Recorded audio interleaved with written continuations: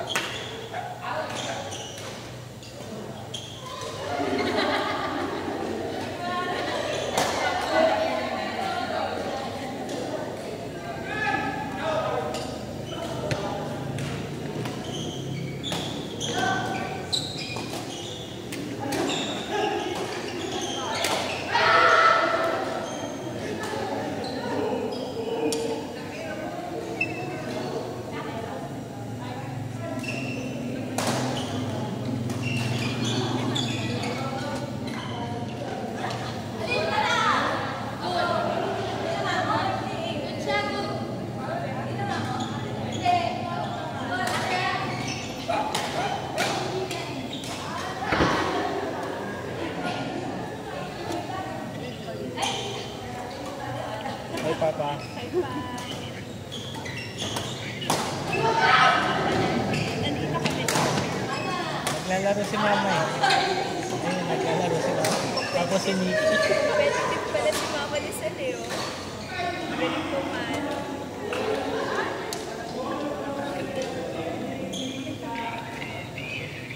Ito tapos Hindi na ka po katapos ko lang pa. Naikipalo na kasi. Mabuti pa. Kamusta ka?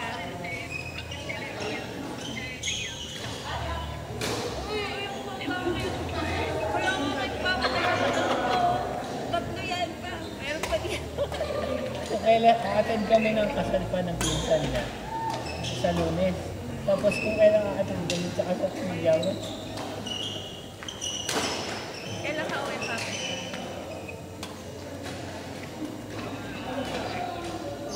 Basta December na.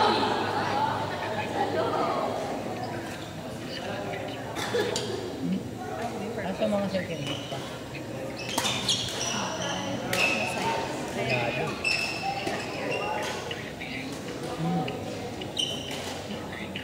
Papatarp na tayo. Sabaw pa pa.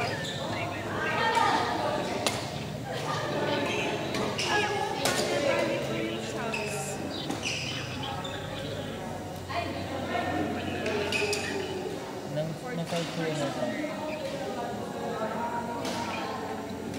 Nung tinignan kasi namin, nung kausap ko yung mekaniko sa siya nagtaabon sa ba, kasi Kuya Bobo. Yung binaklas kasi yung naputol. Hindi siya yung matagal ng putol kasi wala siya yung parang markings na matagal na siya. Yung nagagasgas.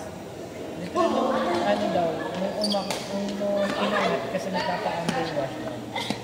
May narinig kami tumunog eh, kahit yung yung naglilinis ng sasakyan. Dun sa nabalik, eh yung pinagbalikan niya yung pinagkakabutan ng bolt.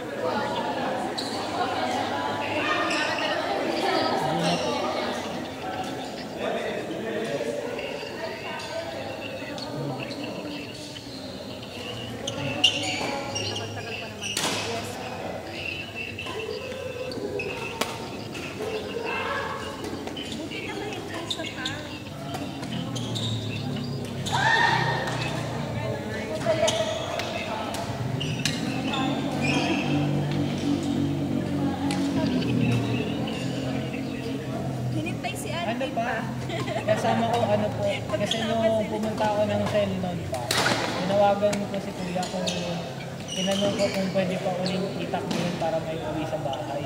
Eh buti ka, usap niya si Kuya Boboy kasi nasa Taliersa, nasa Bignan. Yung ginawa, kasi nakausap siya yung Kuya Boboy. Kumuha din sa supplier niya, tapos magpadala ng supplier ng biya sa business. Ang laki ng discount. Ang laki ng ano pa, parang 50% po yung ano yung difference. Tapos, nung sinek namin yung binigay ni Kuya Boboy, quality na brand yung mga dalawang pirasong sa harap. Kaya okay din. Isa lang siya. Allergy ko yung so, nasa bahay ako.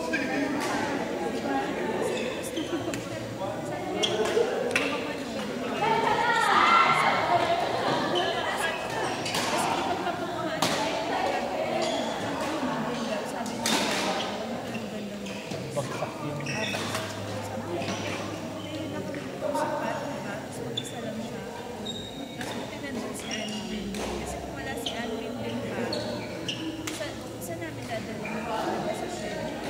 inakbo ko ng ano, pagkatapos sa shed, inakbo ko sa binyan pa para makita ni Kuya Boboy yung lahat ng kailangan gawin. Eh, nabutas na yung ano, yung axle. Yun po yung ibabalik namin ni Mix ng next week kay Kuya Boboy. After no attend na namin.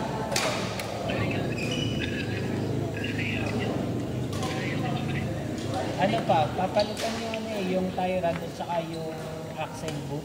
Kasi kung wala yung axle boot, walang grasa yung mismo axle boot. Kaya hindi binabiyahe ng malayo.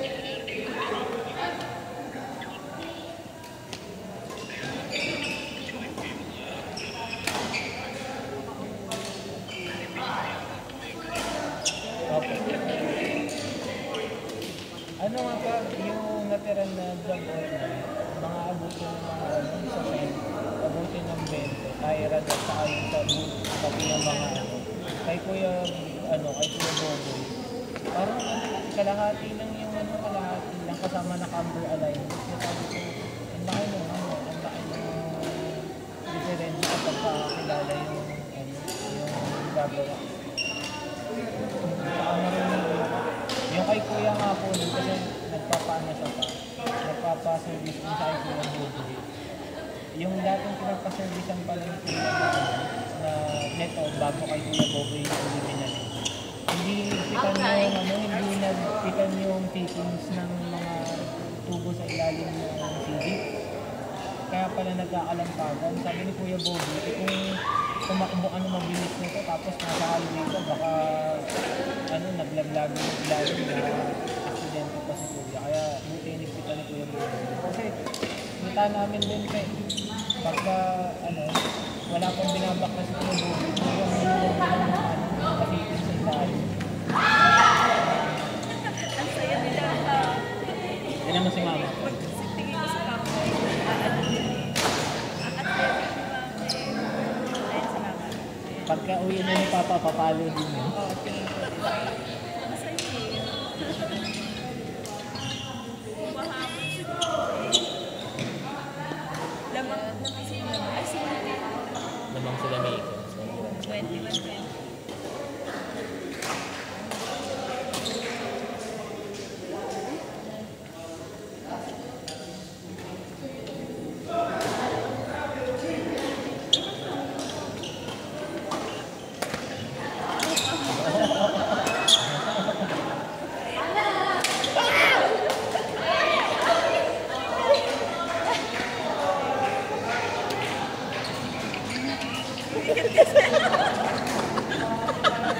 Ma!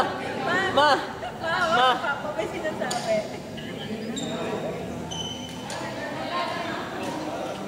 Ma, may sinasabi si Papa oh. Hindi niya alam pa na ano. Kausap tayo.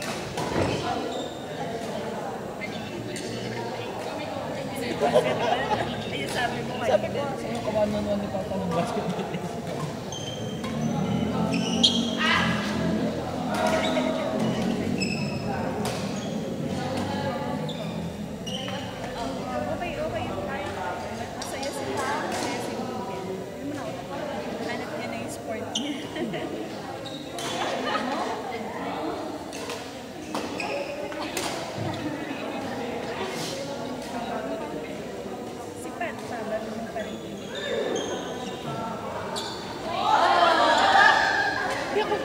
Sabi ni Papa, pumapalo daw ako. Babae.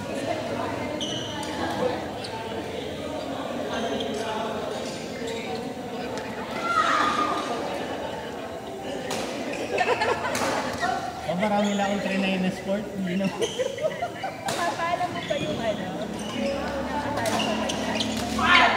Pagkaibigan pa lang kami. Ako talaga sabi ko, ano ba tayo sa Hindi pa, mali yung kwento din sa'yo. Akala niya, akala niya